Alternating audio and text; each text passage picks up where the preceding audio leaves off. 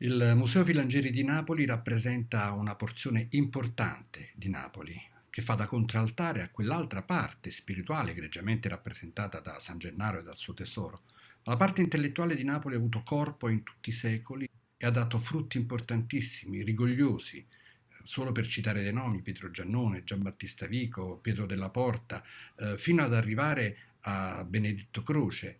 E Filangieri senior è il degno rappresentante di questa schiera importante di intellettuali, il quale scrive, giovanissimo, un'opera monumentale, La scienza della legislazione, dove mette al centro l'uomo e i diritti dell'uomo, e tra questi il diritto alla ricerca della felicità. E viene in contatto con Benjamin Franklin, che sta per realizzare la Carta di Indipendenza americana, la Costituzione americana, e i due hanno un carteggio importante, perché Franklin chiede consigli a Filangieri Senior di come realizzare questa grande sua idea, questo sogno. E il carteggio è conservato ed esposto nel Filangieri di Napoli. Ma la famiglia Filangieri non si ferma a Filangieri Senior, ma prosegue con Filangieri Junior, il nipote, uomo intellettuale anche lui, che scrive un'opera importantissima, la storia dell'arte e dei mestieri napoletani, e comprende che siamo alla fine dell'Ottocento, in piena rivoluzione industriale, che questa grande eccellenza campana debba trasformarsi da artigianato artistico in artigianato industriale. Per fare questo vuole formare dei giovani e crea una struttura.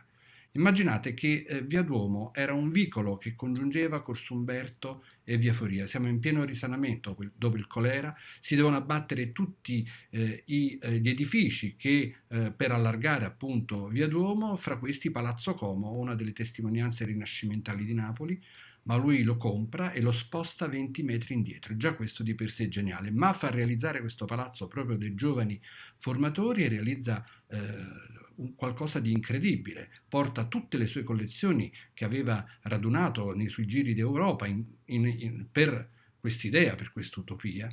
Non vorrei parlare di un'opera in particolare, ma della struttura, della Sala Agata meravigliosa, con le sue maioliche che riprendono la grande tradizione dei maiolicari napoletani del Seicento, ma ogni collezione diventa modello per questi formatori. Vorrei parlare della Sala Filangieri, della collezione delle armi, delle porcellane, con una pinacoteca che va dal 400 all'800 e la biblioteca meravigliosa. Tutto questo rappresenta la straordinaria storia di una Napoli intellettuale che nei secoli si è sempre imposta, e il Museo Gaetano Filangieri è proprio questo.